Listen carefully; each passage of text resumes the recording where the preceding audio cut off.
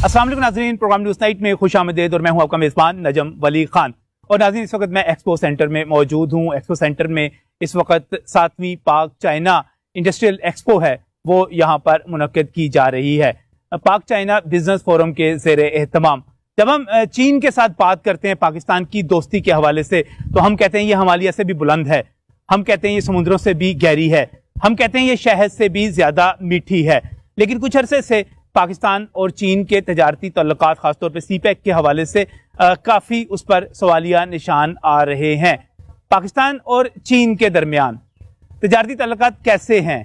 यहाँ पर चाइनीज़ जो आए हैं, क्या प्रोडक्ट्स लेकर आए हैं? और इससे भी आगे बढ़ते हुए खुद हमारे पाकिस्तानी जो हैं, अगर हम यहाँ पर एक इंडस्ट्रियल एक्सपो में मौजूद हैं, तो वो क्या पाकिस्तान के लिए कर रहे हैं?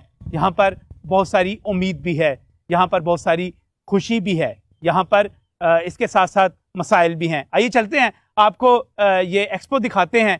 पाकिस्तान और चाइना के दरमियान जो प्रोडक्ट्स है, वो किस तरह जो है मामलात आगे चल रहे हैं। बड़ी ज़बरदस्त किस्म की डिबेट है, यहाँ पर बहुत कुछ है अंदर। यहाँ पर चाइनीज़ प्रोडक्ट्स भी हैं, यहाँ पर पाकिस्तानी प्रोडक्ट्स भी हैं, और हमने क्या कहना है, हम यहाँ पर क्यों आए हैं। हम खुशामदीद कहेंगे सस्ती प्रोडक्ट्स को, मियारी प्रोडक्ट्स को, लेकिन दरख्वास्त भी करेंगे कि इनको पाकिस्तान में मैन्युफैक्चर किया जाए, ताकि पाकिस्तान की जीएनपी, ग्रॉस नेशनल प्रोडक्ट बढ़े, पाकिस्तान की ग्रॉस डोमेस्टिक जीडीपी प्रोडक्ट जो है वो बढ़ जाए, पाकिस्तानियों को रोज़गार मिले, हम आगे बढ़ें, हमारे बारे में जो मनफी बातें हो रही हैं वो कम हों। आज की एग्जीबिशन में चलते हैं, मिलते हैं, बातें करते हैं और आपको दिखाते हैं बहुत सारी दिलचस्प चीज़ें जो अंदर मौजूद हैं।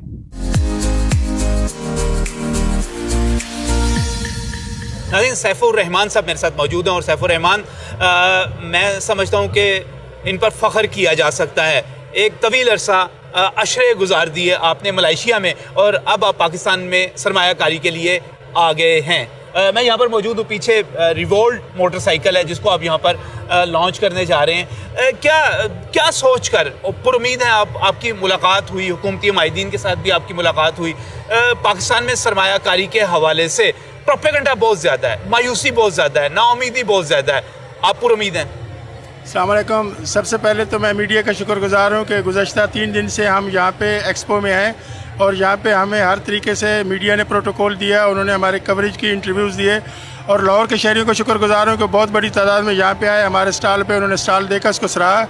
हुकूमती नुमाइंदों से जब भी मेरी मीटिंग हुई है, सब ने ये यकीन दिलाया कि जब आप फ़ॉरेन इन्वेस्टमेंट यहाँ लेकर आएंगे, आपको 1 विंडो ऑप्शन पे आपको हेल्प आउट किया जाएगा और किसी किस्म की आपको प्रॉब्लम नहीं होगी।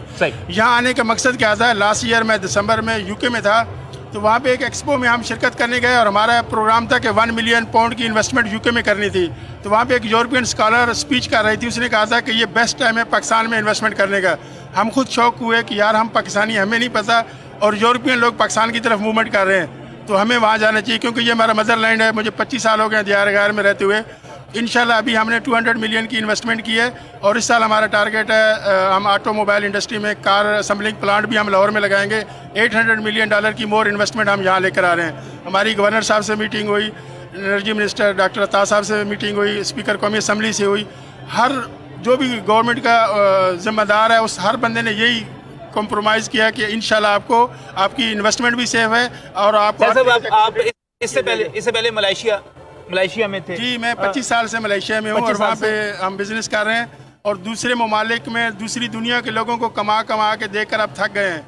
अब मैं अपने वापस मुल्क में आना चाहता हूँ, और यहाँ पे इन्वेस्टमेंट लेकर आना चाहता हूँ कि हमारे मुल्क के शहरियों को, हमारे मुल्क के लोगों को इससे ज़्यादा से ज़्यादा बेनिफिट हो, लोगों को ज़्यादा से ज़्यादा हम रोज़गार दें, जॉब। कोई मोटरसाइकिल तो यहाँ पर बहुत सारी बन रही, कोई इनोवेशन भी कर रहे हैं, मतलब अब कार का प्लांट भी लगाने जा रहे हैं। यहाँ पर लोकल जो है सिर्फ असम्बलिंग नहीं होगी, बल्कि पूरी की पूरी प्रोडक्शन उसके की तरफ हम जाएंगे।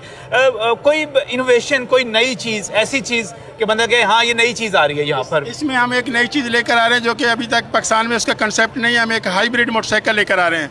हाइब्रिड मोटरसाइकिल का कंसेप्ट, जिस तरह हाइब्रिड गाड़ियाँ होती हैं, कारें होती हैं, उस तरह हम वो लेकर आ रहे हैं। इंशाल्लाह वो 2020 में हम लॉन्च करेंगे, जो बैटरी के ऊपर और पेट्रोल के ऊपर चलेगा, और वो एक इन्वेंशन होगी और एक अच्छी मियारी सवारी और सस्ती और लॉन्ग लाइफ के लिए होगी। इस वक्त आमतौर पे हमारी जो मोटरसाइकिल्स हैं वो कहते हैं कि 1 लीटर में 70 किलोमीटर आप ट्रैवल कर सकते हैं। जितने बड़े ब्रांड्स हैं, ये चाइनीज़ ब्रांड भी जितने आए उन्होंने यही 70 के नाम से उसको 70 किलोमीटर, तो जो हमारी आप मोटरसाइकिल जो इंट्रोड्यूस कराएंगे लाजमी तौर पर फिर वो इससे ज़्यादा ट्रैवल, इंशाल्लाह उसकी एवरेज बहुत ज़्यादा होगी और लॉन्ग लाइफ होगी, इसकी 70 से ज़्यादा होगी इंशाल्लाह 100 प्लस होगी, इंशाल्लाह 100 प्लस होगी, और वो ज़्यादा ड्यूरेबल और पायदार होगी और इकोनॉमिकली बेहतर होगी। और वो जो एवरग्रीन का कंसेप्ट है पोल्यूशन से, धुएं से बचाने के लिए, उसके ऊपर हम काम कर रहे हैं कि हम मुल्क के अंदर पोल्यूशन को ख़त्म करें और बैटरी सिस्टम। सब एक अमूमी तासुर ये है कि पाकिस्तान में बैरूनी सरमायाकारी कम होती चली जा रही है।